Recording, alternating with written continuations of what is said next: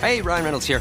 Wishing you a very happy half-off holiday because right now Mint Mobile is offering you the gift of 50% off unlimited. To be clear, that's half price, not half the service. And Mint is still premium unlimited wireless for a great price. So that means a half day. Yeah? Give it a try at mintmobile.com/switch. Upfront payment of $45 for 3-month plan, equivalent to $15 per month required. New customer offer for first 3 months only. Speed slow after 35 gigabytes if network's busy. Taxes and fees extra. See mintmobile.com. Hey, I'm Jamie East, and today's episode of The Smart 7 is brought to you by Sainsbury's, where you can save big on festive favourites with nectar prices. With Christmas round the corner, it's more important than ever to find value for money on your festive shop, and that means getting your party planning done early. And this Christmas, Sainsbury's have got great discounts to make your festive season truly magical. For example, this week you can get Pepsi Max 24 times 330ml for £7, a litre of Gordon's Gin and Smirnoff Vodka, both £19, and 2 for £23 on selected packs of beer, including Budweiser 20 times 200ml and Carling 18 times 440ml, all with nectar prices. You can shop in-store or online and save big on festive favourites this Christmas with nectar prices at Sainsbury's. This offer's for 18+, terms and conditions apply, nectar required. Available in-store and online, excluding locals. Delivery fee may apply, subject to availability. Please drink responsibly.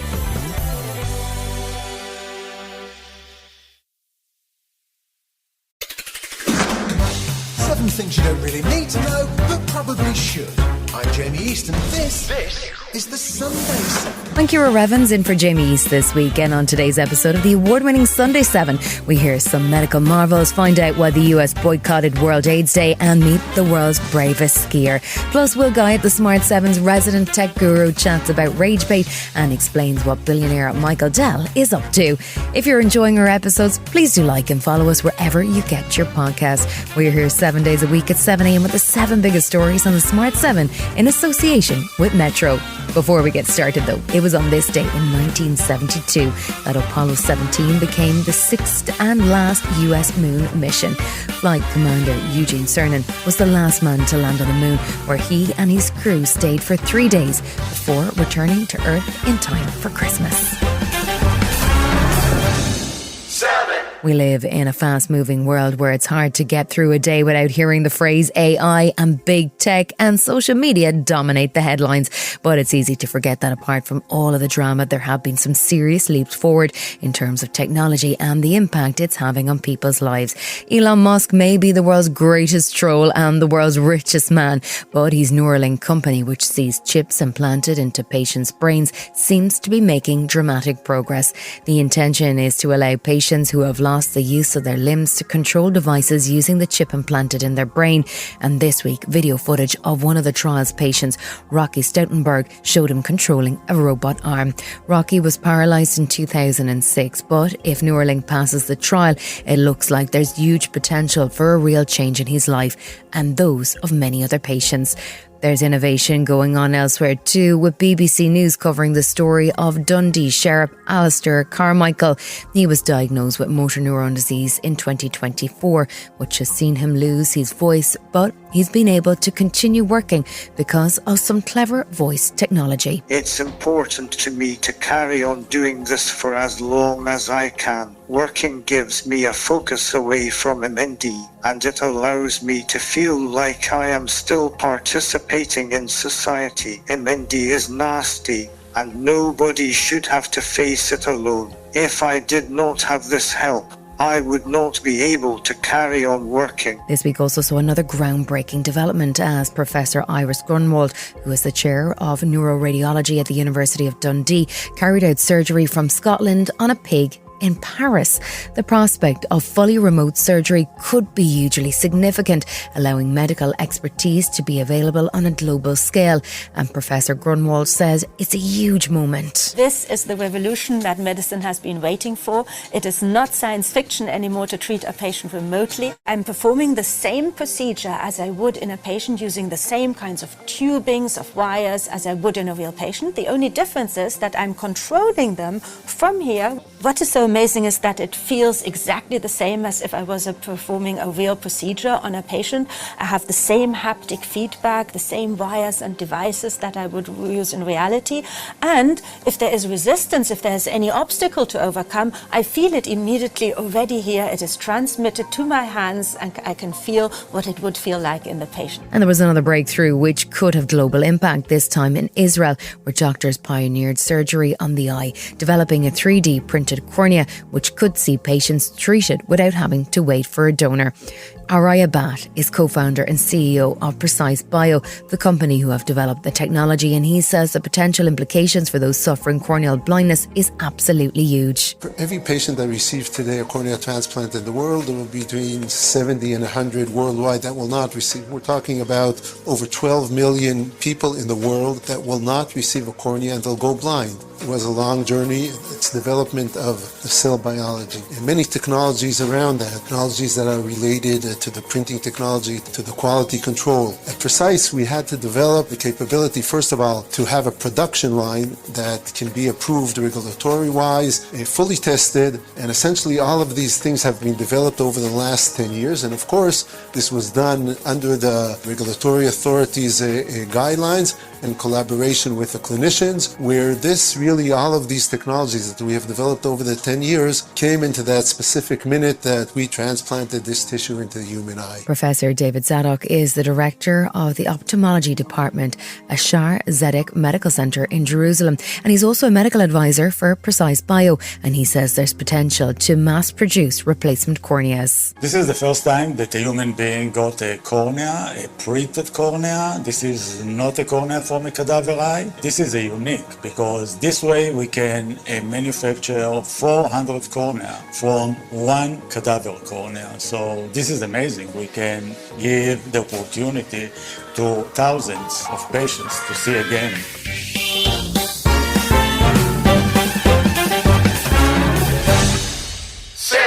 It's been another busy week in tech, but at least we haven't seen any new weird robots. Now let's catch up on this week's biggest stories with the almost 100% human Will Guyatt, the Smart 7's tech guru.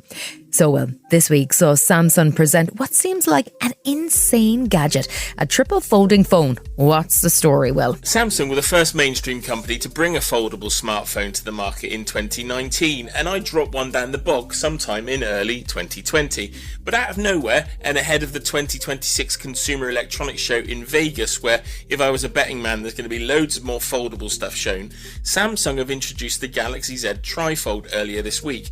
It's got a 10-inch screen that folds out from the device, and it looks a bit like a normal Samsung phone that's eaten a bit too much at Christmas. Now, of course, Samsung are talking it up and they say this is the future of mobile technology and it promises to elevate both productivity and cinematic viewing. Others like me might say it's still technology for early adopters and it needs to compromise on a number of areas in order to be able to get it to a position where you can unfold it twice to get to this admittedly rather large 10-inch screen. Are we back at the era of giant phones? Shouldn't you just buy a tablet? If you're a regular listener, you'll know I'm Mr. Gadget, but right now I can't even think of a genuine reason why you might want one of these foldable phones over a decent tablet or even a sleeker, higher powered smartphone which you could get for a cheaper price. If you're looking at this and thinking it could be a solution for you, why not just get a Google Pixel smartphone and then a Samsung S11 Ultra tablet, which packs a 14.6-inch screen for just over $1,000, has better sound, has a bigger and more powerful processor, and can do loads more that this new foldable device seemingly can't. How much will this high-tech marvel cost? Well, you can probably sense I've been hinting at the cost, and well, it weighs in at a wallet-busting $2,500 or around 1,900 quid, but they've not yet announced a UK price. But with this in mind, this is why I would be buying a high-end Android smartphone and a premium tablet for less cash, particularly when you shop around right now. There's some great deals out there to be had, but not on latest cutting-edge brand new tech like this foldable phone. Big tech is back in hot water with Big Law again. What's the latest on Meta and WhatsApp? Since the return of Donald Trump, things have been noticeably quieter in the world of big tech versus big law, but the EU have given us court watchers an early Christmas treat by launching a rather whopping antitrust investigation into Meta's platforms and their positioning of Meta AI, other than that of other platforms. The investigation filed last Thursday night looks like it might be able to temporarily halt the rollout of AI features on WhatsApp, particularly those from Meta. The EU says it wants to balance the rollout of AI and believes that Meta's efforts to push its own service on users stops other platforms from having a chance to offer their services to the hundreds of millions of European users of WhatsApp. Now, as you would predict, Meta have called this investigation baseless and claimed that the emergence of other AI chatbots using workarounds to function on WhatsApp had caused significant strain on its systems from services they were not designed to support. Expect this one, like most court cases, to run and run and run. This week saw the Oxford Dictionary announce its word of the year, and it's no surprise if you spent any time online this year. What was it, Will? The word of the year is rage bait, and it refers to online content deliberately created to provoke anger or outrage for engagement. It's all about using tactics to hijack our emotions, piss us off, and then drive traffic. And they say the use of this word has tripled this year, and seeing the amount of rage bait on the internet, I'd argue that that was entirely possible. They were also considering the words aura farming and biohack, and given that we're living in such a tech-obsessed world and one that I always wanted, I now think I'd quite like to live in a shepherd's hut somewhere in a really quiet field with no mobile signal. Finally, there was an intriguing proposal this week from one of tech's original billionaires, Michael Dell. What's the story? In a world of Musks and Bezoses, Michael Dell's been left behind, but he's been super rich for decades, thanks to his ubiquitous business computers from his company Dell, and he seems to be doing something rather decent with his cash, rather than buying Twitter and turning it into a hell pit. He's contributing $6.25 billion to create small savings funds for 25 million US kids. They're going to get $250 each. That's a decent idea. Now, these accounts are a new project from President Trump, who reckons over time, and I quote, "This will give millions of dollars to millions of children in middle-class families, a stake in American prosperity, a benefit from the rising stock market, and a better shot at the American dream." I have to say this idea seems like a rather noble one, and families are able to pay in further funds to the account, essentially building something similar to a huge pension fund in the US, which can then be used to invest in projects and hopefully return money to all of those with a stake in the fund in the future. That sounds like something genuinely helpful for America's kids. Is there a catch? It does sound like a really good idea. Paying in for our futures is a tough ask when times are hard, but it does make sense. It's kind of hard to tell if there are any catches yet, because this is light on detail as you would expect from anything Donald Trump does. These accounts are due to launch in 2026, but it's not yet apparent about any of the details, other than that you'll need to be an American citizen with a social security number to qualify. Still to come on the Sunday 7 in association with Metro. Good news from the Sycamore Gap and why America boycotted World AIDS Day.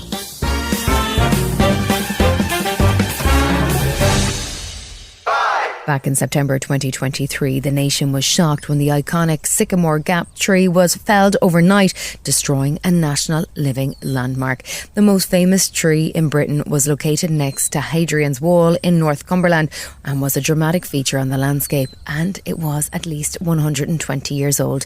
The National Trust has stepped in to try and rescue the situation and managed to grow 49 new saplings from the tree, which were planted across the UK as part of National Tree Week. Owen Jackson is from a conservation group called the Tree Amigos, and he says the saplings will continue the legacy. Obviously, the tree itself by the wall was a piece of history itself. It got destroyed. Everyone thought that was it. We gave it a second chance. We've given it basically a rebirth. That tree will be there way longer than any of us. People from all over might come around and look at it. 2 men were convicted over the act of vandalism, but experts say that while the stump remains alive, it could take up to 150 years for the tree to recover to its original iconic profile. The 2 detectives who tracked down the culprit spoke to the BBC this weekend. Detective Inspector Calum Meikle says that while the crime caught the public imagination, the investigation was challenging. Northumbria Police didn't throw the kitchen sink proverbially at this. I literally was running a team with an additional detective constable, and then we had a very able analyst. And then I would run the day-to-day actions past the Chief Inspector to ratify any decisions that I was then making in relation to the investigation. So it was a very compact team. Detective Chief Inspector Rebecca Fenny says it's still not clear what the motive for the vandalism was in the first place. In my own opinion, I think it was for notoriety. I think it was to mark potentially a poignant date. I think what's probably shocked them is actually how meteoric this actually became in actually the attention that it garnered. And I think that was probably massively underestimated by the two individuals.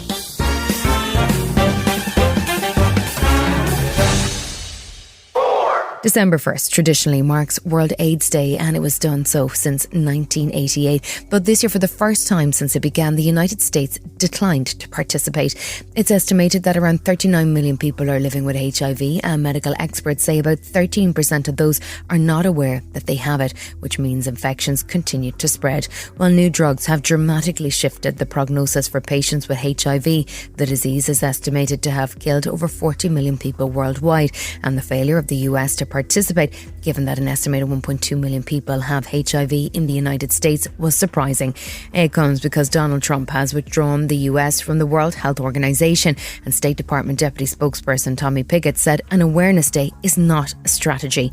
Dr. Dimitri Daskalakis is an American infectious disease specialist and a gay health activist who worked at the US Centre for Disease Control and Prevention from 2020 to 2025. And he told PBS this week that it's a real shame to see the US step back. So much progress has happened in HIV, but we're not done yet. And so I think that this really signifies, on a very important day of commemoration, the administration not only not pushing the accelerator on ending the HIV epidemic globally, but actually pumping the brakes. So I think it fits in with so much of what's happened with the funding and some of the other possibilities of funding that may still happen for the domestic program. So I think it signals that this is not a priority. There's already folks who are modeling how many lives have been endangered or lost based on the pullback from global funding. What we're going to see is more babies being born with HIV globally and potentially even domestically, more people dying of HIV. I haven't seen an AIDS ward like I did in the late 90s and 2000s for decades, and I fear that that's going to come back when we don't have the right infrastructure to support the work necessary. Still to come on the Sunday 7 in association with Metro, one man's long ski trip, and good news for yourselves. Right after this. Hey, I'm Jamie East, and today's episode of the Smart 7 is brought to you by Sainsbury's, where you can save big on festive favourites with nectar prices. With Christmas round the corner, it's more important than ever to find value for money on your festive shop, and that means getting your party planning done early. And this Christmas, Sainsbury's have got great discounts to make your festive season truly magical. For example, this week you can get Pepsi Max 24 times 330ml for £7, a litre of Gordon's Gin and Smirnoff Vodka, both £19, and 2 for £23 on selected packs of beer, including Budweiser 20 times 200ml and Carling 18 times 440ml, all with nectar prices. You can shop in-store or online and save big on festive favourites this Christmas with nectar prices at Sainsbury's. This offer's for 18+, terms and conditions apply, nectar required. Available in-store and online, excluding locals. Delivery fee may apply, subject to availability. Please drink responsibly.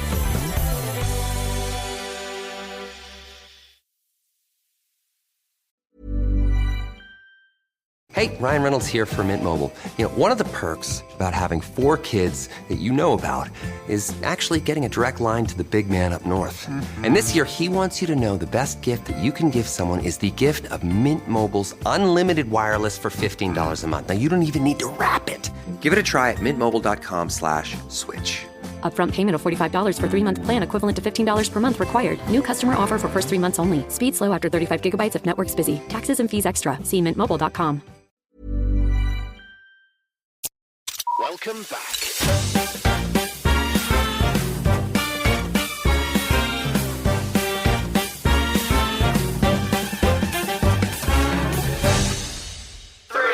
It's estimated that over 7,000 different people have climbed Mount Everest over the years. That's pretty impressive when you consider it's the world's tallest mountain and that it's an extremely hazardous exercise.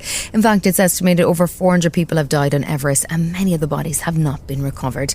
So while it's understandable that there's a lot of focus on the process of climbing Everest and the hazards attached, this week saw a unique event as American skier and mountaineer Jim Morrison became the first person to ski down Mount Everest. His ascent and descent are going to be part of a new National Geographic documentary, and the whole trip was filmed by another mountaineer and Academy Award-winning filmmaker, Jimmy Chin.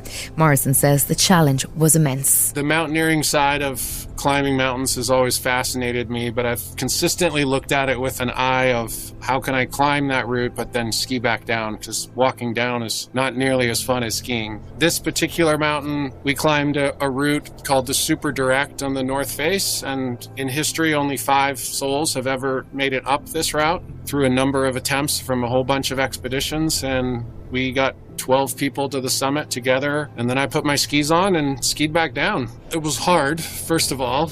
I was very nervous leading up to this expedition. I visualized the whole thing, I trained for it, and once I was on the summit, I just got very focused and paid attention to what was right in front of me, didn't pay attention to what was below me or the exposure, and just made very calculated, careful turns, skied within my ability where I knew I could stay on my feet and not make a mistake, and turn by turn, I made my way down 29,000 feet down to 20,000 feet.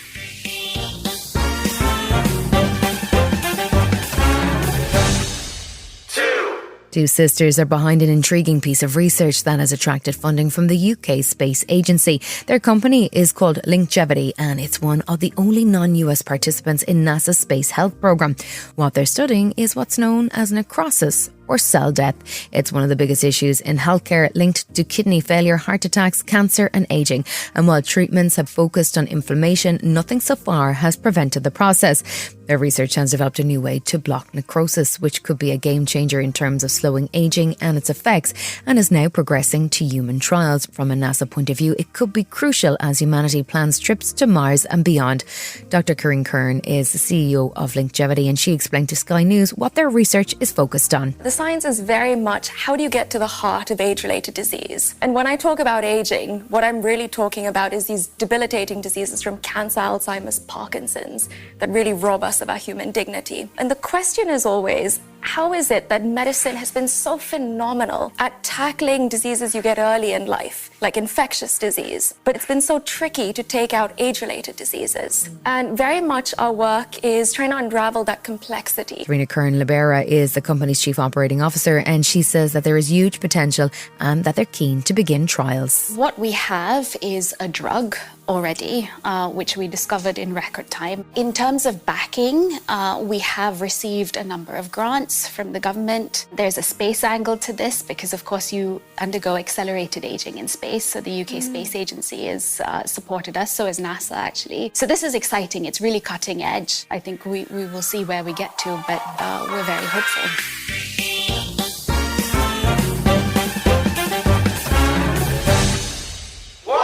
This week has seen a closed amusement park in Canada in the centre of a media storm as 30 beluga whales face an uncertain future. Marineland, which is currently closed, has a poor track record with its oceanic exhibits and more than 20 belugas, orcas and dolphins dying at its Ontario park since 2019. Now there's a standoff between the owners and the Canadian government after a proposal to trade the whales to a theme park in China were rejected, and the future for the highly intelligent ocean mammals remains uncertain.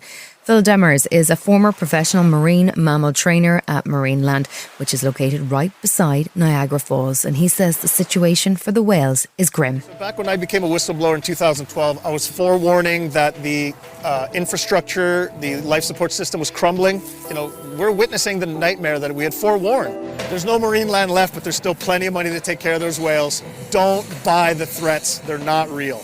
The very best and only solution for them is to go to other facilities as soon as possible. It's a question of where and when, not if. This has been the Sunday 7. Wherever you're listening, do us a favour and hit the follow button. We'll be back tomorrow at 7 a.m. with the regular Smart 7. Have a great rest of your weekend. Written, produced and published by Daft Doris. Hey, I'm Jamie East, and today's episode of the Smart 7 is brought to you by Sainsbury's, where you can save big on festive favourites with nectar prices. With Christmas round the corner, it's more important than ever to find value for money on your festive shop, and that means getting your party planning done early. And this Christmas, Sainsbury's have got great discounts to make your festive season truly magical. For example, this week you can get Pepsi Max 24 times 330ml for £7, a litre of Gordon's Gin and Smirnoff Vodka, both £19, and 2 for £23 £10 on selected packs of beer, including Budweiser 20 times 200ml and Carling 18 times 440ml, all with Nectar prices. You can shop in-store or online and save big on festive favourites this Christmas with Nectar prices at Sainsbury's. This offer's for 18 plus, terms and conditions apply, Nectar required. Available in-store and online, excluding locals. Delivery fee may apply, subject to availability. Please drink responsibly.